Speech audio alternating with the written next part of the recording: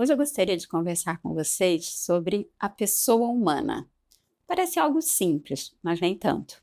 A gente pode falar da pessoa humana pensando em termos de natureza humana, pensando em termos de essência humana, o que faz com que a pessoa seja o que ela é e não outra, mas também podemos falar sobre a pessoa sob um aspecto que é o ato de ser pessoal, que é algo muito desafiador.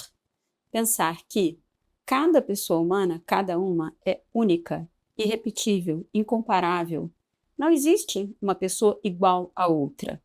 Todos participamos da mesma essência humana, da mesma natureza humana, mas todos somos uma única pessoa, exclusiva, que nunca existiu nem nunca existirá outra comparável a cada um de nós. Então vale a pena aprofundar um pouquinho nessas ideias. É um convite e, ao mesmo tempo, um desafio também para mim. Então, vamos pensar, né? A pessoa humana é um ser corpóreo, sensível. Ao mesmo tempo, é um ser intelectual, que conhece, que abstrai, e um ser que decide, que delibera, que quer. É um ser que tem vontade, ou seja, um ser intelectual e moral, mas também um ser sensível, que capta o universo a partir dos sentidos externos, como dizia Aristóteles, que nos falava dos 5 sentidos, começando pelo tato, que até quando a gente pensa no corpo humano, parece que há um sentido ascendente. O tato, através das nossas mãos, que se conectam com os objetos, o nosso paladar, que inclui o tato, mas acrescenta, né, a percepção do sabor. Podemos pensar no olfato, que não requer um contato direto, mas que já abrange mais do que é abrangido simplesmente pelo paladar. Podemos pensar na audição, né, que é um sentido que nos tem um alcance mais até intelectual, né? Por isso mesmo é um sentido também conectado com a beleza. Podemos perceber a beleza de um som, de uma música, de uma melodia. E, finalmente, a visão, que é o sentido mais abrangente de todos e mais intelectivo também, né? Portanto, digamos, as coordenadas de espaço e de tempo são as coordenadas que nos remetem ao mundo sensível com o qual a gente se conecta, nós, pessoas humanas.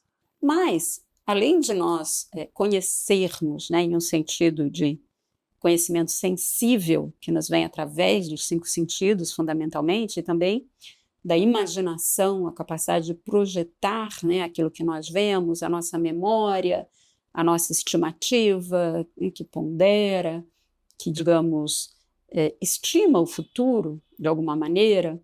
Além dessas coordenadas e desses nossos sentidos internos, né, poderíamos chamar assim, né, também a memória, né, que armazena, a imaginação, né, a estimativa, o senso comum que organiza tudo isso, nós temos a capacidade de abstrair e, portanto, de alcançar o universo intelectual, né? Podemos trabalhar com números, né, que são abstratos, né?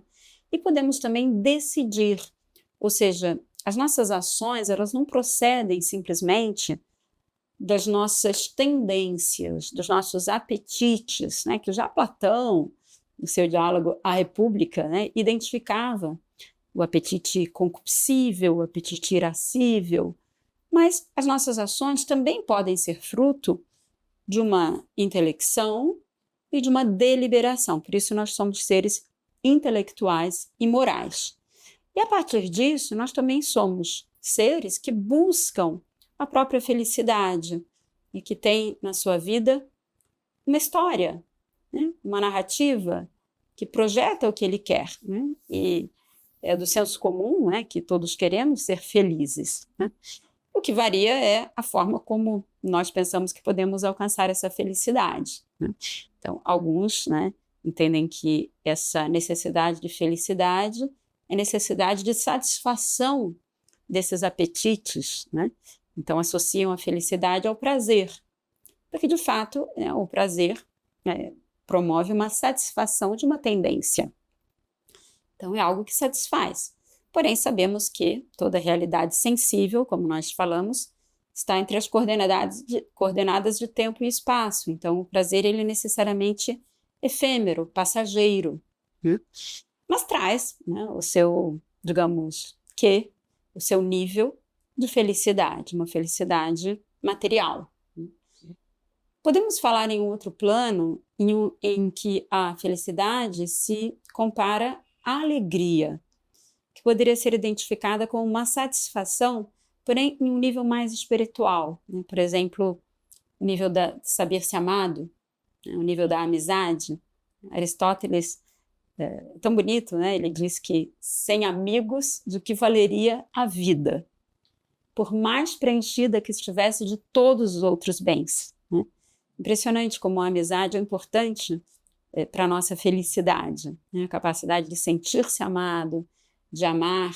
Podemos pensar também na alegria que nos dá a aquisição de um conhecimento, de uma nova experiência.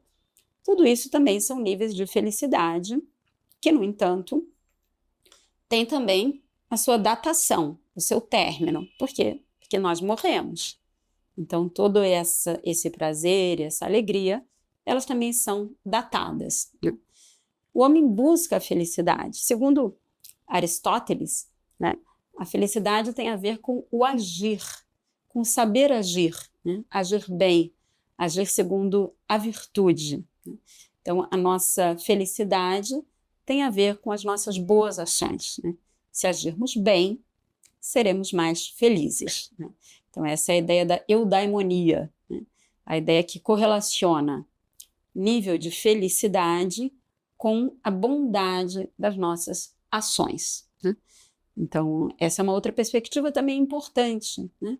A gente fala, às vezes, de estar em paz com a própria consciência. Ou seja, ainda que careçamos de uns bens ou de outros, podemos estar felizes. E, aliás, isso tem a ver também com essa maturidade moral, que nos permite manter a paz, né, e a alegria, nesse sentido, mesmo em circunstâncias em que o prazer sensível possa não estar presente. Em certo sentido, a gente pode dizer que o prazer refina, a alegria, mas não substitui a alegria, né?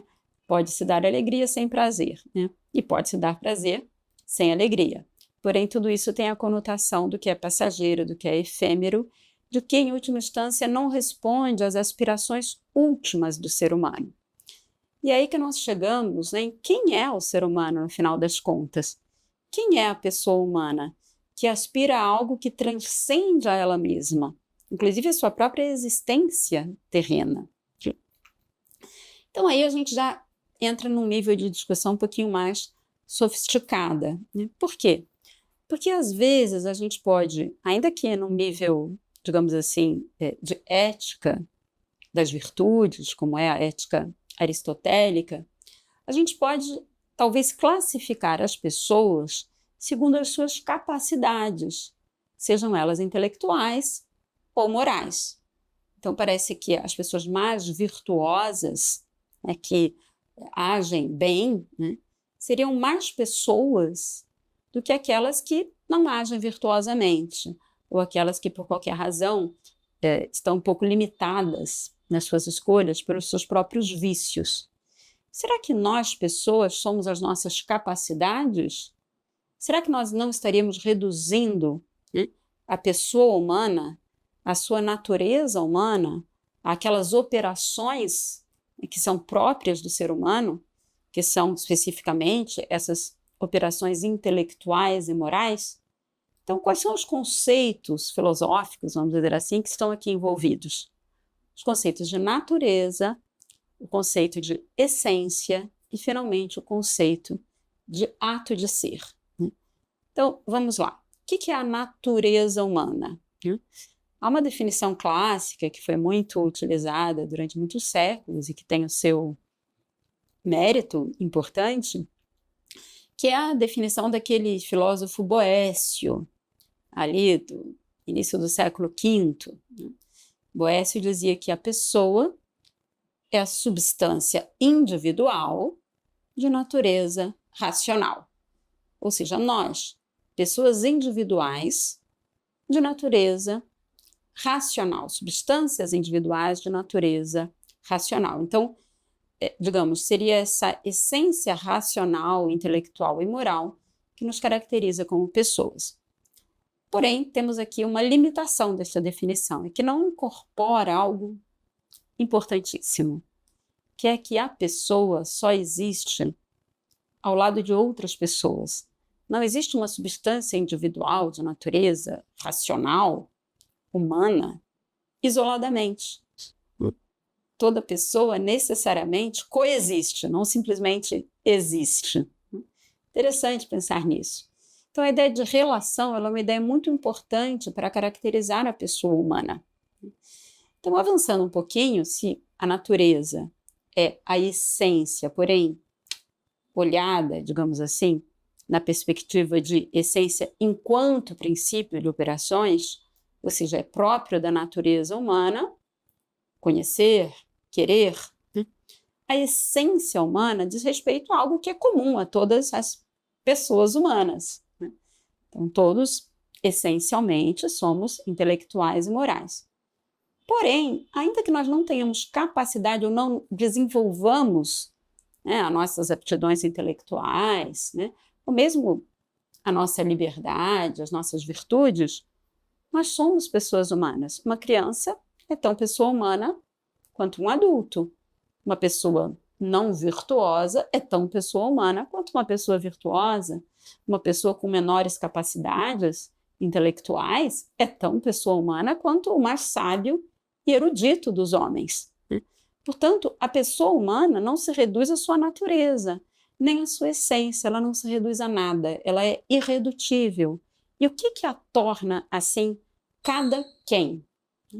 Precisamente o seu ato de ser pessoal. Então, recapitulando, vamos falar um pouquinho sobre o chamado ato de ser pessoal. Se a gente retomar, recordar, Aristóteles, e depois também Santo Tomás, a gente vai ver que a realidade em si mesma é uma realidade dinâmica, ou seja, existe potência e ato em tudo o que é.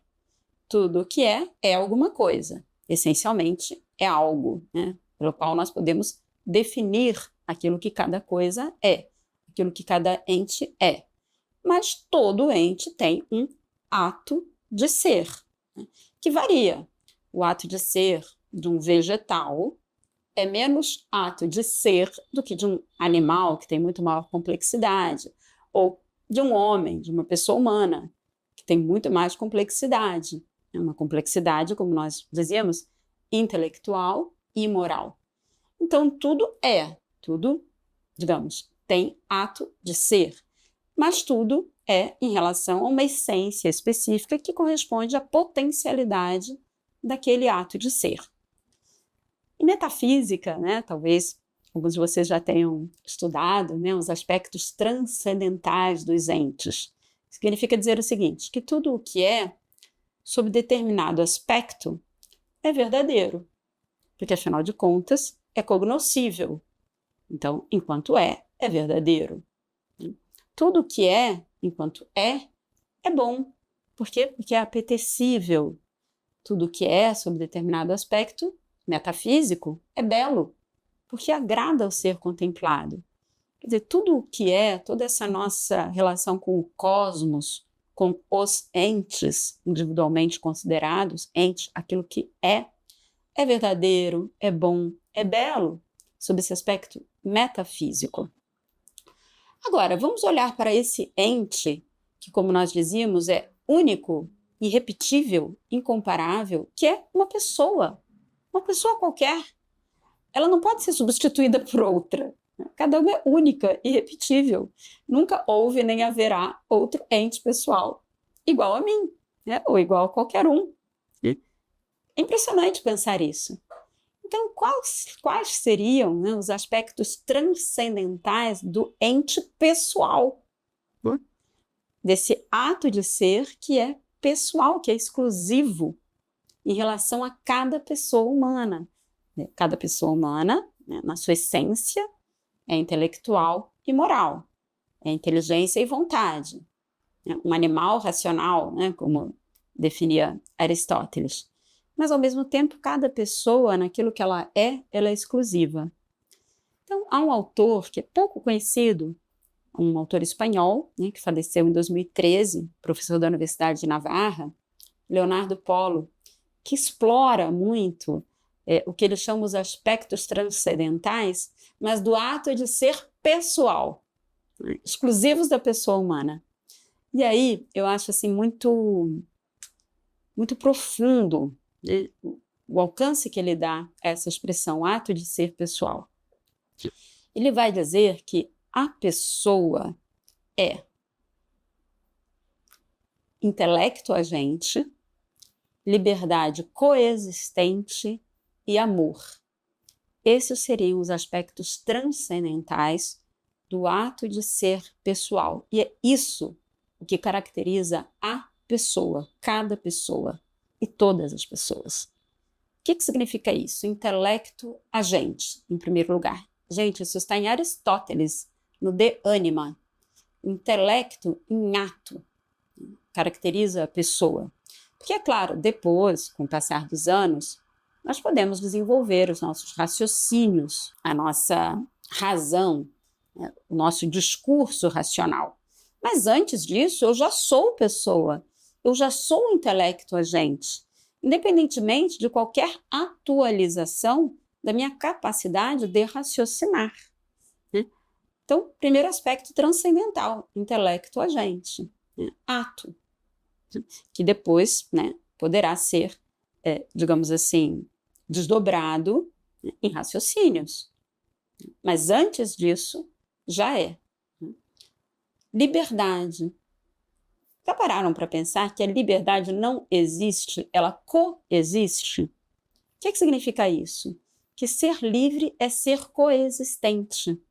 Vejam como isso é tão diferente de uma concepção muito redutiva da liberdade, que aliás existem duas, que são confundir a liberdade com um mero livre-arbítrio ou confundir a liberdade, ou reduzir a liberdade, a um simples poder de se autodeterminar segundo razões ou fins determinados. Vamos lá. Livre-arbítrio. Eu posso escolher colocar este óculos aqui ou ali, indiferente.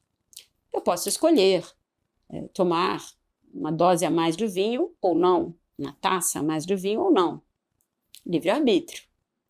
Agora, supondo que eu seja uma pessoa assim, viciada em álcool, eu posso, tenho meu livre-arbítrio, mas eu não consigo não tomar aquela terceira, aquela quarta taça. Eu não tenho liberdade, eu não tenho poder, eu tenho livre-arbítrio, eu reduzi a minha liberdade a isto ou aquilo, indiferentemente. Mas eu não tenho a capacidade de me autodeterminar além daquela tendência que eu adquiri, que neste caso é um vício. Então, livre-arbítrio não é exatamente o mesmo que liberdade, nesse sentido de um poder de me autodeterminar. Bom, e se a gente fala autodeterminar, é porque eu tenho um fim em vista. Eu sou um ser racional, intelectual. Eu tenho um poder que aqueles seres que não são racionais, que os demais animais não têm, de se autodeterminar. Eles agem segundo as suas tendências, os seus apetites, os seus instintos, mas não segundo uma autodeterminação racional. E, nesse sentido, a liberdade, nesse segundo plano, né, que nos permite falar de virtude, porque a virtude é uma escolha, né, livre, racional, é mais. Né? É um poder que não se reduz ao mero livre-arbítrio. Né? Aliás, essa distinção já está clara, por exemplo, em Santo Agostinho, na sua obra precisamente sobre o livre-arbítrio. Ele distingue esses dois planos. Nós, atualmente, tendemos, às vezes, a identificar uma coisa com a outra. Então, a gente acha que é mais livre porque eu faço, entre aspas, o que eu quero. Né? Bom, isso é um sinal de que você é um ser humano, mas não necessariamente de que você seja livre. Por quê? Porque talvez você não tenha capacidades, embora, entre aspas, você faça o que você quer, né? Ou eu mesma. Né? Eu muitas vezes já dei esse exemplo, que quando eu era criança eu queria aprender a tocar piano, porque sempre achei, e é lindo, maravilhoso. Mas eu não me submeti àquela disciplina que tornasse um pianista, pelo menos no meu caso, exigiria. Então, diante de um piano hoje em dia, eu tenho livre-arbítrio, eu posso ir lá e bater nas teclas, mas eu não tenho a liberdade de tocar, como talvez uma pessoa que tenha se submetido a uma certa disciplina é capaz de fazer. Portanto, é diferente o livre-arbítrio e a liberdade propriamente dita.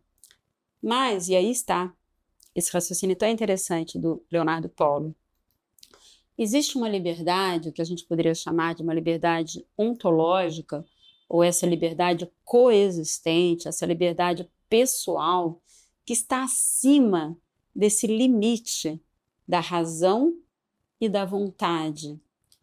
É uma liberdade que diz respeito àquelas, digamos assim, decisões fundamentais que muitas vezes não se explicam a partir de um raciocínio. É aquela liberdade que se dá quando a gente encontra a verdade e ela mobiliza as nossas energias, de tal modo que a gente se entrega livremente, independentemente de razões. É impressionante pensar isso, que o encontro com a verdade pode mobilizar todo o nosso ser, de tal modo que nós assumimos compromissos, independentemente de razões, prós e contras aqui e agora. Isso, digamos, é até secundário diante dessa nossa capacidade, desse nosso poder de entregar o nosso próprio ser. E aí entra o terceiro aspecto transcendental do ato de ser pessoal, que é o amor. Em que sentido o amor? No sentido de que nós temos a possibilidade de aceitar o nosso ser e, a partir disso, doar o próprio ser. Esse amor pessoal, que diz respeito à nossa intimidade, é além da nossa própria natureza, da nossa própria interioridade. É algo exclusivamente meu e pessoal, que eu aceito e que eu dou. E eu livremente me entrego. Por quê? Porque eu sei. Em certo sentido, esse plano do ato de ser pessoal exige ultrapassar o horizonte limitado relativamente, que é o horizonte da razão e da vontade. Isso é ok, né? A gente define assim, né, a pessoa humana, inteligência e vontade, né, a essência humana. Né? Pois bem, mas independentemente disso, existe um nível de conhecimento e de liberdade superior. Então, tentando assim, já chegar nos finalmente, né? Vamos pensar assim, existe um conhecimento que é esse conhecimento sensorial, ao qual a gente se referia. Eu toco, né? Eu percebo com os meus sentidos, eu ouço, eu vejo, isso é o conhecimento sensorial. Existe um conhecimento que é um conhecimento mais intelectual, abstrativo. Eu aprendo determinadas técnicas, determinadas artes, desenvolvo determinados raciocínios, então existe um conhecimento racional.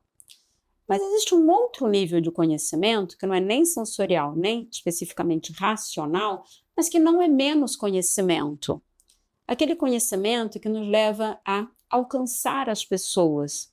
A gente poderia talvez dizer algo aqui próximo a um conhecimento intuitivo, aquele conhecimento essencial. A gente adverte o mundo, a gente alcança as pessoas, a gente se conecta com o mundo sensível e material, que é um conhecimento de tipo essencial, né? Eu penso que as mães têm muito desse conhecimento, sabem coisas que não se explicam, digamos, facilmente através de um raciocínio, né?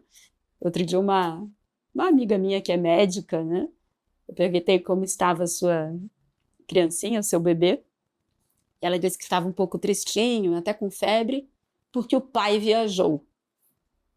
Eu me surpreendi. Eu falei, bom, ela está com febre porque o pai viajou e a mãe, que é médica, atribui essa causa, né, algo que a criança percebeu, que não foi propriamente esclarecido ou explicado a ela, até porque ela não tem ainda, né, os raciocínios devidamente desenvolvidos, mas ela sabe, né, e a mãe sabe.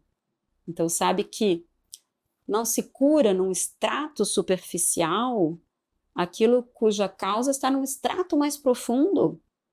Não necessariamente dando o remedinho irá passar a febre, talvez apenas o sintoma, mas não a causa. Então, o que é esse conhecimento, né, que está nesse núcleo da pessoa? Está além dessas manifestações ou exteriorizações.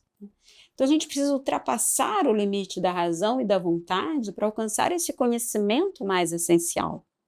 E além e acima dele, esse conhecimento mais íntimo, mais pessoal, daqueles aspectos transcendentais do ato de ser, né, ao qual faz referência esse filósofo, né, Leonardo Polo. Então, existe um ato de ser pessoal que está além daquele limite mental da razão e da vontade. Por que eu acho isso tão interessante, tão, assim, digamos, inspirador, né? Porque eu diria que toda a filosofia moderna, de algum modo, ela está presa às categorias de razão e vontade. Ou a gente fala de racionalismo, então, pensamos aqui em Hegel, né? Tudo que é real é racional. Tudo que é racional é real. A gente alcança esse conhecimento. E alcança todo o conhecimento a partir dessas categorias. Será? Ou então tudo é vontade, tudo é a liberdade, entendida como talvez uma propriedade da vontade. Imagina, reduzir, né, a liberdade a uma propriedade da vontade. Né? Então, é como se nós, os seres humanos, fossem, assim, digamos, algo que acontece aqui, aparece sem qualquer tipo de orientação, né? E tudo é vontade. Gente, quantos atos falhos a gente tem? A gente não sabe exatamente por quê, a gente confunde um nome com o outro. Não são fruto da nossa vontade, mas a gente faz. Né? Quem é a pessoa humana? O que está acima, né, dessas propriedades, né, de inteligência e vontade? Quem somos nós, no final das contas? Qual é o nosso núcleo pessoal, o nosso eu? Tudo bem, né, a gente tem até uma linha interessante, né, de personalismo, que traz assim, muitas luzes realmente para compreender melhor o alcance de quem é a pessoa humana. Mas eu entendo, né, que esse ato de ser pessoal, com essas características transcendentais, né, que estão além da natureza e da essência, mas que nos fazem únicos, né, pode nos trazer assim, muitas luzes para aprofundar nesse conhecimento de quem é a pessoa, que está muito além, inclusive, daquelas características de personalidade, que são interessantíssimas. Né? Eu vejo, por exemplo, Jung, né? esse grande pensador, né? Que traz ideias muito importantes sobre a personalidade humana. Podemos pensar nos arquétipos, podemos pensar em toda a linguagem simbólica, que está muito além do que é meramente racional, mas não por isso menos real. Né? Então, tudo isso já está num plano acima, né? Porém ainda não chegou no cerne, na profundidade do ato de ser de cada pessoa. E é isso o que essa antropologia, né, desse autor, Leonardo Paulo, nos convida a ir além e a pensar na pessoa humana como intelecto agente, liberdade coexistente, amor, que é a capacidade de aceitar, em primeiro lugar, e doar. Né? E toda pessoa é muito mais do que quaisquer de suas capacidades, não podemos reduzi-la a isso. E para alcançar, né, digamos, essa verdade, a gente precisa ultrapassar o limite da razão. Né? E aí, quando a gente ultrapassa esse limite e admite esse conhecimento que nos remete ou nos abre fundamentalmente a Deus, né? Porque Deus também é pessoa, Deus é alguém, né? Não é algo, não é uma energia, não é uma força, né? Enfim, tudo isso também merece ser explorado, não é verdade? Mas nos abre horizontes insuspeitados, né, de alcançar a profunda dignidade de cada pessoa humana, na sua irrepetibilidade, na sua singularidade, na sua infinitude. A pessoa é um crescer sem limites. Né? Temos essa abertura ao cosmos, temos essa capacidade de advertir as pessoas, temos a nossa capacidade de perceber que somos criaturas, que a vida nos foi dada, é um dom, e nós podemos entregá-la a quem nós quisermos, com a nossa capacidade de amar. Se trata de ir muito além, né?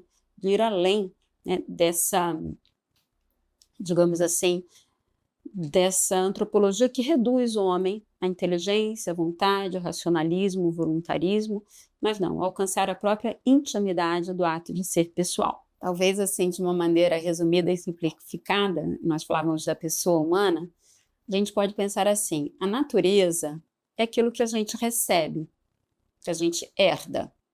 Então temos o nosso corpo com os nossos sentidos externos, sentidos internos, essa nossa capacidade de se relacionar com o mundo a partir daquilo que nós recebemos. Mas também temos, digamos assim, uma vida que nos é acrescentada a partir daquilo que a gente conhece, a partir daquilo que a gente delibera, né? Então podemos acrescentar algo àquilo que nós recebemos. E é sempre bom lembrar que cada pessoa, exatamente por ser única, ela traz também uma novidade única para o mundo. Nunca podemos desprezar uma pessoa. Cada pessoa traz a sua notícia, a sua novidade, sempre nos ensina algo, independentemente das capacidades que ela tenha, né? Essa cultura, digamos, que reduz tudo à razão e vontade, pode levar a desprezar as pessoas. Por quê? Porque não tem determinadas capacidades, porque não age de determinado modo compatível com aquilo que nós consideramos ideal, né? Então, não, né? A razão prática, a vontade, claro, pode desenvolver, né, hábitos morais, isso é muito bom, né? A razão teórica, o nosso intelecto pode, enfim, né, aprender tantas coisas, trazer inovações, tudo isso merece, obviamente, todo o nosso respeito. Mas para nós alcançarmos o núcleo da pessoa, precisamos ultrapassar tudo isso. Eu diria ultrapassar a razão para chegar à verdade. Não limitar todo o conhecimento humano ao conhecimento sensível e ao conhecimento intelectual. Valorizar o conhecimento simbólico, o conhecimento intuitivo e ainda mais o conhecimento pessoal, né, que nos abre, né, a percepção das demais pessoas com muito mais profundidade, inclusive a percepção de quem nós somos mesmo, qual é a novidade que nós trazemos para o mundo, né, o que nós queremos fazer, né, se podemos, né, trazer também, né, contribuições no âmbito intelectual ou moral, né? O que eu trouxe, o que eu posso trazer, quem sou eu, né, que não se compara com absolutamente ninguém, né? É tão tosco, tão tolo, tão simplório, né, nós nos compararmos com os outros. Por quê? Porque nada é comparável a uma única pessoa que vem ao mundo, né?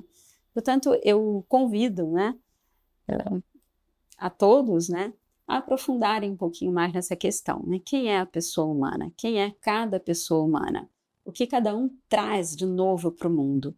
Esse ato de ser pessoal que não se confunde com o ato de ser de qualquer outro tipo de ente e nem sequer com o ato de ser de qualquer outro ente pessoal, porque cada um é único. Então a gente tem aqui realmente um campo bem, digamos, inspirador, né, a explorar no campo da antropologia.